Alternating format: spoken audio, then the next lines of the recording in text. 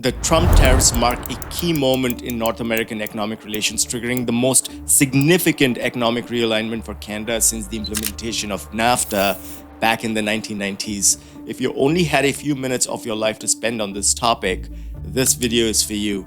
We are taking a ride to see how these tariffs will impact Canada across multiple different time horizons, identify emerging economic opportunities, and explore lesser known implications that could fundamentally reshape Canada's place in this world. And finally, answer a really important and big question: is this the end of the ultimate economic love story? Within the first 3 months, the imposition of Trump tariffs creates an immediate economic shock to the Canadian system. The market reaction has been equally concerning, but not surprising, with the S&P TSX Composite Index experiencing significant volatility. A large proportion of drops can purely be attributed to tariff concerns, with certain export-dependent sectors seeing even steeper declines. This market turbulence reflects both immediate concerns about profitability and longer-term uncertainty about the overall sustainability of cross-border business models that have been developed over several decades of integrated trade. Canada also faces regional employment vulnerabilities. The employment impact will be both immediate and regionally concentrated to start with. Industries in Ontario's automotive sector face particular exposure, with potential layoffs beginning within just weeks of tariff implementation. According to analysis by Brookings, without retaliatory measures, job losses could reach 1.3% of the total workforce, approximately 278,000 jobs nationally. But if Canada retaliates, it could jump to 2.5% of the workforce, or 510,000 jobs. These losses are more or less evenly distributed across skilled and unskilled labor, but certainly nowhere near when it comes to geographies. Windsor in Ontario could see disproportionate impacts due to their automotive manufacturing concentration. Lumber communities in British Columbia face similar immediate pressures. The same goes for steel workers in Hamilton, Ontario, and the list just goes on. The United Steelworkers Union says more than 470 people work at Ivaco Rolling Mills. It's one of North America's largest producers of hot-rolled wire rod and continuous cast steel billets. It was originally established in the early 1970s, and it is the community's single largest employer. Now, the company says the layoffs are due to tariffs, the uncertainty they bring, and declining orders. To the many Canadians affected by the sudden change, like the workers at Ivaco's plant in the steel town of L'Original, Ontario, this isn't just an economic statistic. These are communities built around specific industries that now face existential threats. For those whose jobs are not directly impacted, there is a price inflation component. For Canadian consumers, the most visible immediate impact will be price increases across multiple categories. Retaliatory tariffs on American products are expected to lead to price increases of 5 to 10% on commonly purchased items like orange juice, appliances, and beer within just weeks of implementation. These price increases come at a particularly challenging time when many Canadian households are already struggling with inflation and higher interest rates, creating compounding pressures on discretionary spending. Beyond the immediate shock, we go into a period of adaptation in months 3 to 6. Canada will have to start with and then accelerate the restructuring of its supply chain. This is not always straightforward, and the process typically requires at least 6 to 12 months to execute effectively.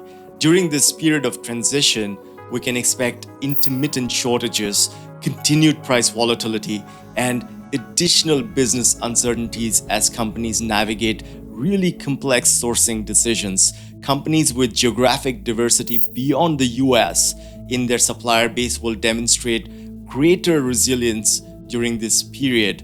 The search for alternate suppliers also extends beyond just finding new sources. It requires renegotiating contracts, establishing quality control processes, and often redesigning products or services to accommodate different input specifications. This complexity explains why even prepared businesses cannot immediately pivot away from established and well-defined supply relationships. During this period of adaptation, we can expect to see changes to tourism and cross-border movement patterns as well. The tourism industry, representing a significant portion of Canada's service economy, will experience substantial shifts during this period. The US Travel Association projects that a 10% decrease in Canadian travel could result in 2 million fewer visits, a loss of $2.1 billion in spending, and the elimination of 14,000 jobs in the US. This disruption creates both challenges and opportunities for Canada's domestic tourism industry. Early indicators are showing a growing stay in Canada sentiment among consumers, potentially redirecting billions in tourism spending that would have gone to US destinations towards domestic options instead. Tourism operators in Banff, Niagara, and other prominent Canadian destinations are already reporting increased advanced bookings from domestic travelers for the upcoming season. New numbers suggest that a lot of Canadians are making good on those social media posts promising not to visit the United States in the wake of tariff threats. Land border crossings from Canada into the US have hit COVID-era lows. In fact, a particularly homogeneous development in this time frame is the accelerating Buy Canadian movement. Early surveys indicate a significant percentage of Canadians actively avoiding US products and travel, reshaping consumer behavior in ways that benefit certain Canadian industries. This consumer patriotism creates immediate market opportunities for Canadian producers who can effectively position their offerings as homegrown alternatives. Canadian retailers report that products with prominent Product of Canada labeling are seeing significant sales increases in certain categories, followed by Made in Canada products, demonstrating how consumer sentiment can rapidly transform purchasing patterns. This trend is particularly pronounced in food products, beverages, and apparel categories, where Canadian alternatives are readily available and brand switching has relatively low barriers. To label a product as Product of Canada, at least 98% of the total direct costs of producing or manufacturing the product must be incurred in Canada, and the last substantial transformation of the product must have occurred in Canada as well. To make a Made in Canada claim, a product must have at least 51% of its total direct costs incurred in Canada, undergo its last substantial transformation in Canada, and include a qualifying statement such as Made in Canada with imported parts. As we hit the one-year horizon, recessionary pressures and structural adjustments will start panning out fully. If tariffs remain in place for a full year, Canada faces significantly increased recession risk. BMO Economics estimates that sustained tariffs could reduce real GDP growth by approximately 1.5 percentage points to roughly 0.5% in 2025, with Q2 hitting an extreme low of -4%. This economic stagnation would trigger broader structural adjustments throughout the Canadian economy, including business consolidation, changes in investment patterns, and accelerated automation. The manufacturing sector would likely see the most dramatic restructuring, with less competitive operations closing down while others invest heavily in productivity-enhancing technologies to offset the higher input costs. This transition, while painful in the short term, could ultimately strengthen Canada's manufacturing competitiveness by forcing modernization that might otherwise have been delayed. On the monetary policy and currency impact front, there are known and unknown challenges. While interest rates were lowered in March 2025, the Bank of Canada faces extraordinarily difficult policy choices in this environment. According to analysis by OECD, it may need to raise interest rates by up to 1.25% to combat inflation in a full-blown tariff war, despite weakening economic growth. This monetary policy dilemma of fighting inflation while the economy slows creates challenging conditions for businesses and consumers alike. Simultaneously, the Canadian dollar could continue to weaken, potentially reaching levels not seen since 2003. While currency depreciation provides some buffer for exporters by making their products more competitive internationally, it increases import costs and reduces Canadians' purchasing power abroad. This currency dynamic further complicates the Bank of Canada's policy options while creating both winners and losers across different sectors of the economy. Another remarkable development during this period is how provincial governments assert themselves in international economic policy. Ontario's decision to charge a 25% export tax on electricity sold to over 1 million households in the US gives us a glimpse of how provinces might leverage their resources in trade disputes. This provincial activism represents a significant shift in Canada's approach to international economic relations. Similar provincial initiatives are emerging all across Canada, with Quebec exploring measures related to hydroelectric exports and Alberta rethinking natural gas export policies. These subnational economic strategies could reshape federal-provincial relations while creating new leverage points in international negotiations. The message seems to be that if Washington doesn't deal fairly with Ottawa, perhaps they'll listen when their constituents' light goes out. The 2 to 3 year horizon most certainly will see accelerating trade relationship diversification. With sustained trade tensions, Canada will accelerate efforts to diversify its trade relationships and reduce dependence on the US market. This strategy will include increased trade with the EU, building on the CETA, the UK through a revitalized post-Brexit agreement, and Asian markets through the expansion of Comprehensive and Progressive Agreement for Trans-Pacific Partnership, or CPTPP. The effectiveness of this diversification will vary significantly by sector, with some industries able to pivot more readily than others. Agricultural exports, for example, can relatively easily be redirected to alternative markets, while steel and aluminum manufacturing faces more significant challenges due to deeply integrated North American supply chains and customer bases. Similarly, for oil, Alberta Premier Daniel Smith has already publicly expressed that they will consider looking for buyers elsewhere. On average, manufacturers and suppliers will explore new market opportunities, potentially leading to increased Canadian exports to Europe, Asia, and Australia in categories where CETA and CPTPP provide preferential access. A note also needs to be made about Canadian manufacturing. In recent years, there were increasing calls to modernize manufacturing processes in Canada so that it can stay with the times. The change in trade landscape provides the right trigger for a technology-driven adaptation. Ultimately, the pressure from tariffs will drive increased investment in automation, artificial intelligence, and productivity-enhancing technologies across multiple sectors. Canadian manufacturers facing higher input costs will certainly accelerate adoption of advanced manufacturing technologies to maintain competitiveness despite trade barriers. This technological push, while initially driven by necessity, could position Canadian industry more competitively for the long term. With potential tariffs on energy exports extending beyond the short term, Canada accelerates its transition to supply the cleanest oil and gas in the world to countries that are still very much dependent on fossil fuels. Further, Canada breaks down its barriers to move energy coast to coast within its own borders.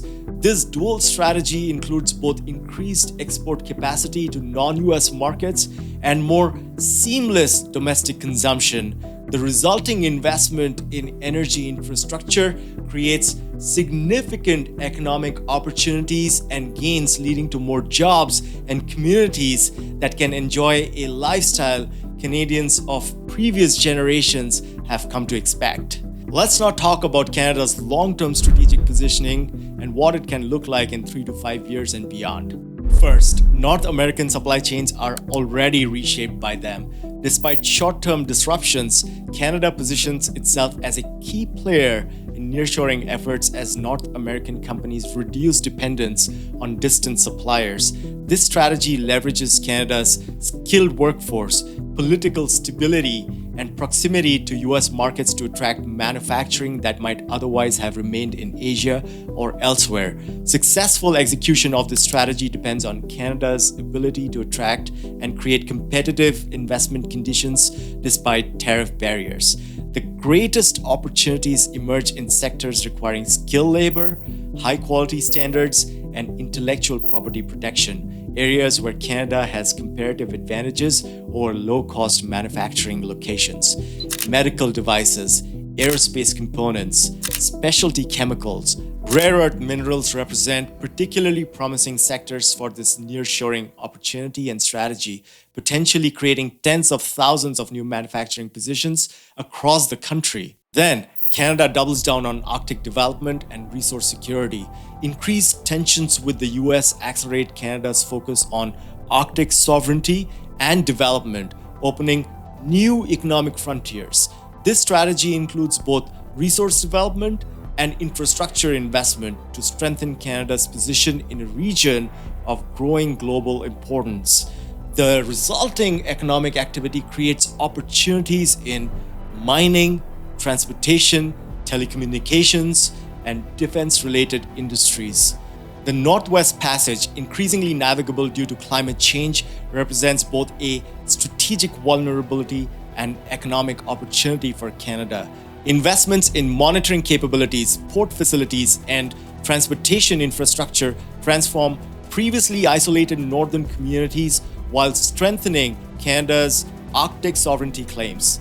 This Northern development strategy diversifies Canada's economic geography while securing access to critical mineral resources. To solidify this point, Mark Carney, as one of his first orders of business as new Prime Minister, signed a $6 billion Canadian deal with Australia for one of the most advanced beyond-the-horizon radar monitoring systems.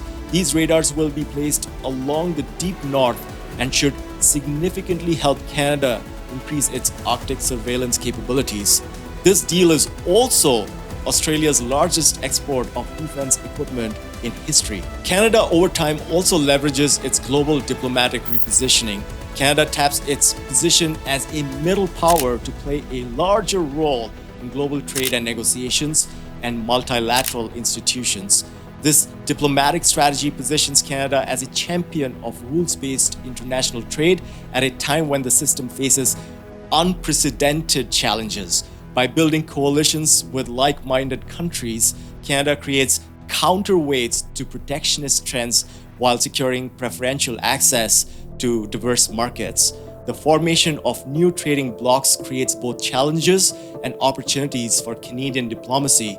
By strategically positioning itself as a bridge between different economic spheres, Canada enhances its global influence despite its relatively modest economic size.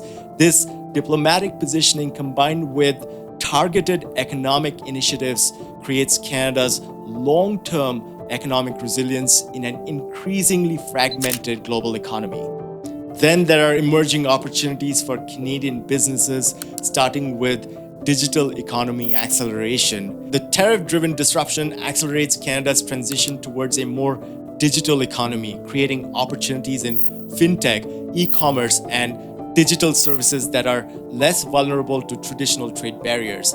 Canadian technology firms develop new platforms and services designed specifically for cross-border digital trade in a more regulated environment.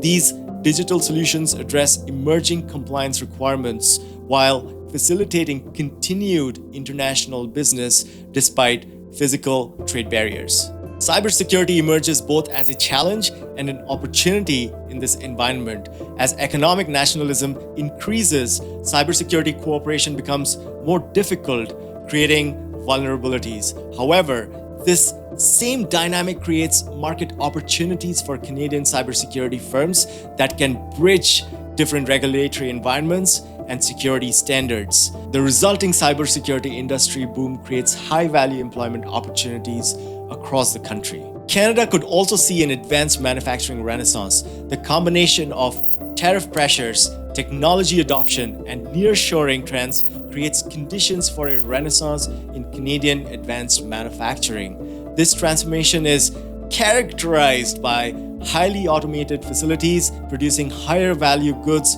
than traditional manufacturing operations.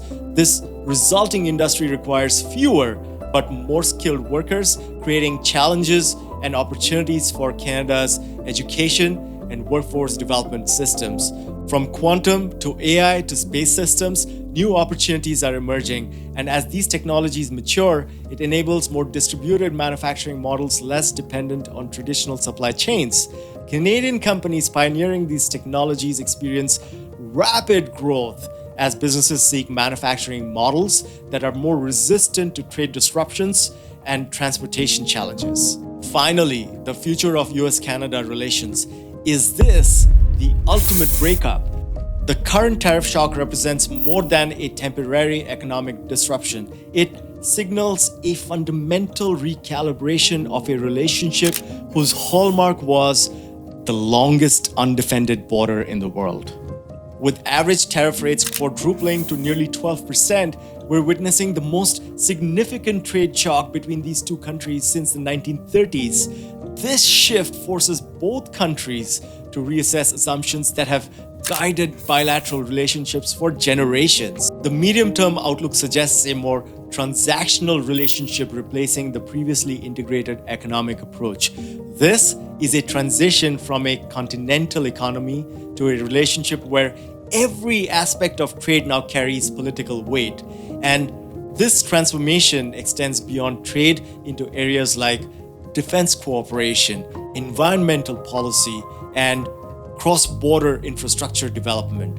Canada has just indicated that it will likely reconsider the full purchase of the $19 billion contract for 88 US F-35 fighter jets and potentially look at the European subs as well. Despite the political rhetoric, the economic reality remains that Canada and the US must maintain unavoidable interdependencies.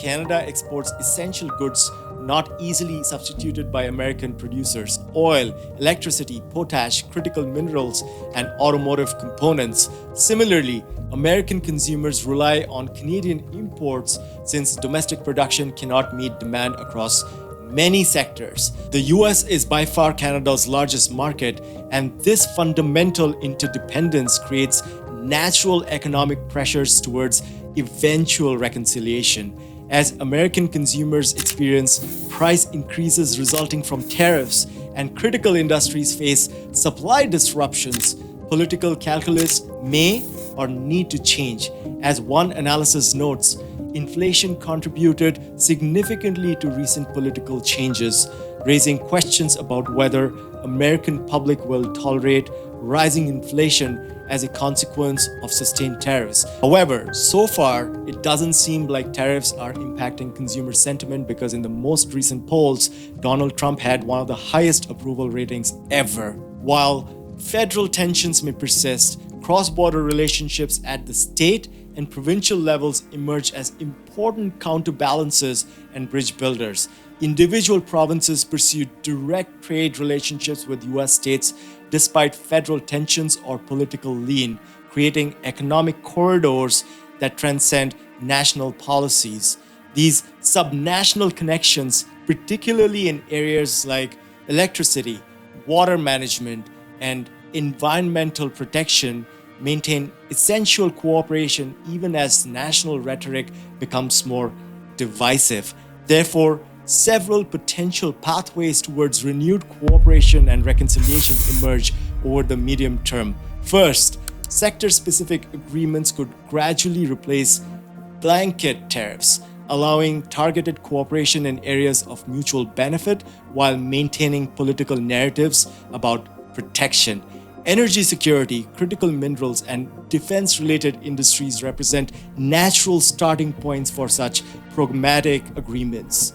Second, external threats, whether economic competition from China, cybersecurity challenges, or climate-related crisis, could force renewed cooperation despite political differences. Shared continental challenges have historically pushed Canada and the US toward coordination even during periods of bilateral tension.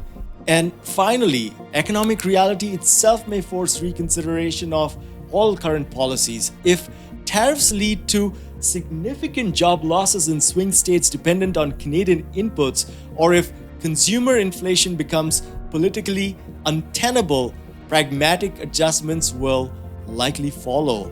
History suggests that economic imperatives eventually override political positioning in the North American context. The most likely medium-term outcome is not a complete return to the pre-tariff relationship, but rather the establishment of a new equilibrium, one characterized by more deliberate cooperation rather than assumed integration, with USMCA or CUSMA slated for renegotiations in 2026. This relationship will continue to rely on economic independence on both sides, more targeted rather than comprehensive or cooperative agreements, and explicit rather than implicit mutually beneficial calculations. If indeed it is possible to keep USMCA more or less intact without significant return to the drawing board, that outcome would be welcomed by many across the economic and social fabric.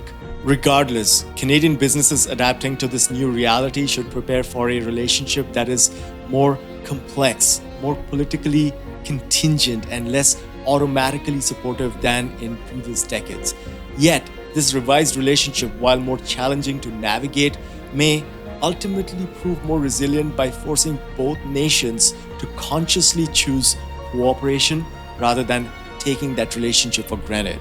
The tariff-driven economic realignment represents both Canada's greatest economic challenge and opportunity in a generation. While short-term disruptions create significant hardships for specific communities and industries, they also accelerate long overdue economic diversification and innovation. The key to Canada's success lies in balancing tactical responses to immediate challenges with strategic investments in future capabilities. For individual Canadians, the coming years will bring both challenges and opportunities as well. Consumer prices will rise and economic uncertainty will increase. However, new career opportunities will emerge in growing sectors and innovative businesses will find unexplored markets. The resilience that has characterized Canada's economic history will once again be tested and likely proven through this period of profound economic change. As Canada navigates this challenging transition, its success will depend not just on government policy, but also on the adaptability of its businesses and its citizens. By embracing innovation, seeking new markets, and leveraging Canada's existing strengths, the country can emerge from this period not just economically intact but strategically strengthened. The tariff challenge, while unwelcome, may ultimately accelerate Canada's evolution into a more diverse, resilient, and innovative economy, better positioned for the uncertainties of the 21st century. If you found this useful, like this video, hit that subscribe button, share it with someone who will find this helpful. Let me know how you are navigating your life or business in this period of change. I'll see you on the next one. Have a great day.